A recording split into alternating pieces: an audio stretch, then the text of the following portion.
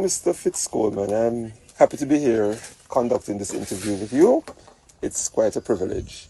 Let's start out by talking about your work at Arden High School. When did it begin, and how do you see your role in the development of sports at Arden? Firstly, thanks for having me. Um, it started, the program developed there when I went there. The, it was really to develop a program because the program basically, they had a program before, but it kind of gradually waned, and so I was asked to develop a program, which I think I did. Took some time, but we got a program after that. To what height did you take it in terms of their success at Boys and Girls Championship, and where do you think you left it? Well, even if I have to blow my own trumpet, I think we did extremely well. We moved our first year when I got there. When I got to Arden, Boys and Girls Championships, you would wear the number at the current championship position you finished the year before. Yes. And when I got there, we wore 46. Okay. Right? And the at the second outing at Boys and Girls Champs, we wore 16. And then I think we spent another 2 years outside the top 10. And then we spent about 8 years within the top 10. And in fact, we went as far as fifth at Boys Champs, which is something that is pretty much a historic moment for Arden. That has never happened before. So in terms of placing, I would say we were very successful.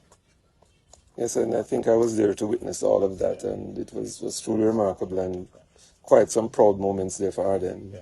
So, in terms of your philosophy, generally speaking, how do you see the pursuit of athletic intelligence, athletic excellence, especially as a business?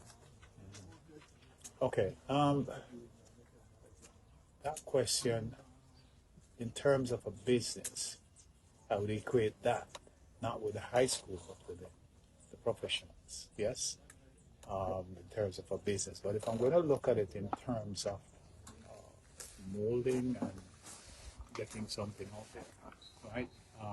First and foremost, I do believe in civility and the sort of, the sports itself brings out discipline.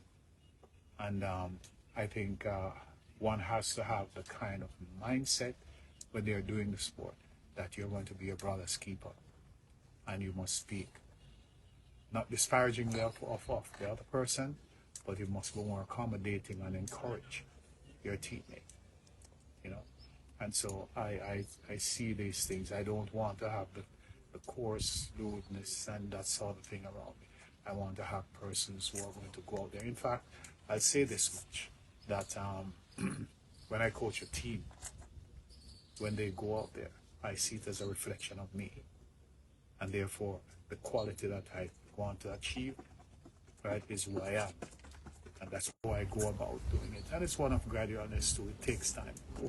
But I'm going to digress from this script for a moment because I was asked this question yesterday, and it is a topical question. We've seen in the last few years where, in terms of sports and business, where athletes are being approached for contracts and so on, and more athletes are leaving from the high school levels directly into the professional realms because they want to capitalize pretty much on where they are now, rather than waiting until after they complete their academics. So how do you see that, the students becoming pros right out of high school, and in fact seeing it as a business?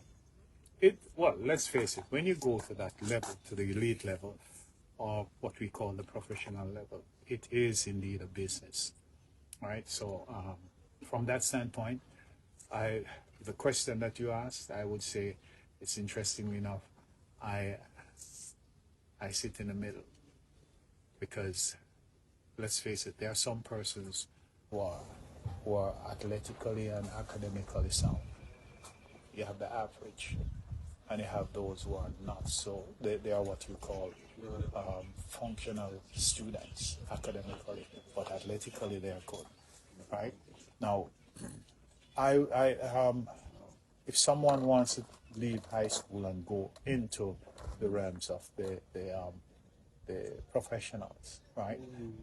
I would encourage them if they are capable to weave into their contract that it covers their academics so that they can still do both because they're good at it, and it's always good.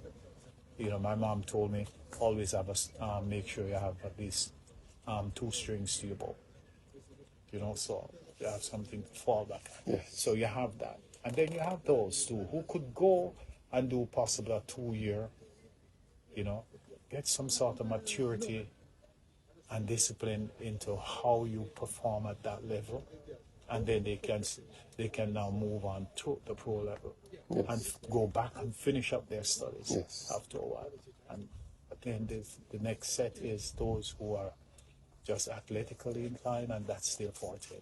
You work with them to get them to become the best they can be in the sport, but at the same time, it's not just track and field. You have to think about the human element, the individual, and therefore, while you're coaching that person, you're helping that person to develop as an individual, how to go about conducting business, how to go about conducting interviews, how to go about interacting with I think people. that requires some dedication. Yes, you know what I mean? So it helps, you know. So I would say it can be done. It can be done, especially in this current climate where there's a lot of money out there. And let's face it too, the average young Jamaican high schooler is coming from poor background.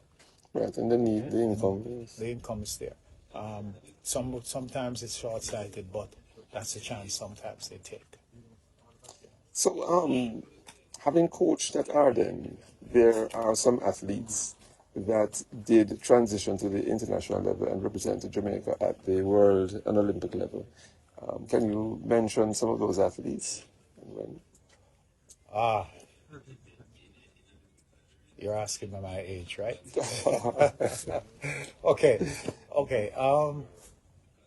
You have Richard Phillips, who was represented Jamaica numerous times at the World Championship and the Olympics. He was 110 hurdles. Yes, at the sprint hurdles, and you have Michael Campbell, who represented us both at the World Championship and the Olympics at 400. There's Brandon Simpson, over the years became a staple in the Jamaica team for the 400, 4x4. And then you had Hubert McGregor, who I encouraged to join the team when he was in grade 12. And he went on to represent Jamaica at the long jump at the Olympics as well. So off the top, I can think of those persons who transition. So Arden has represented internationally. That's so good.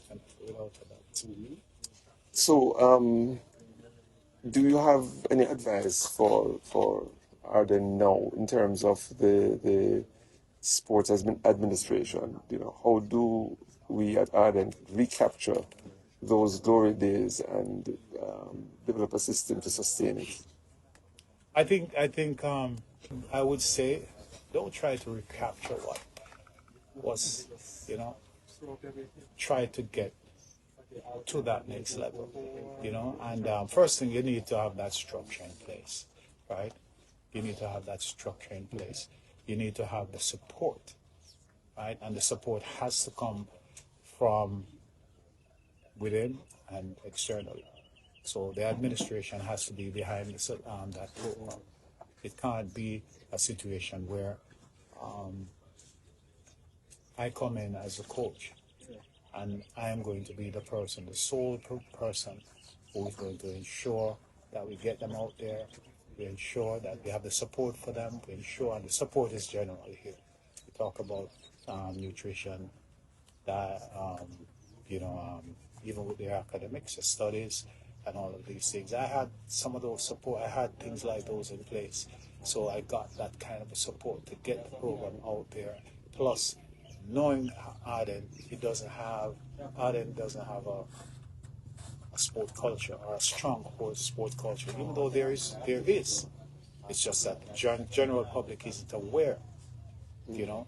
But to get that kind of culture in the students takes trying to get them to see the same discipline that they apply academically, right? Same thing you need athletically, just to go in and get it done. You know, so it can be done. Can be done.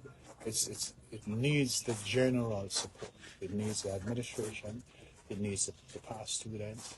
It needs the internal support from the physical education department and all of this. Everybody on board to get that program up and running.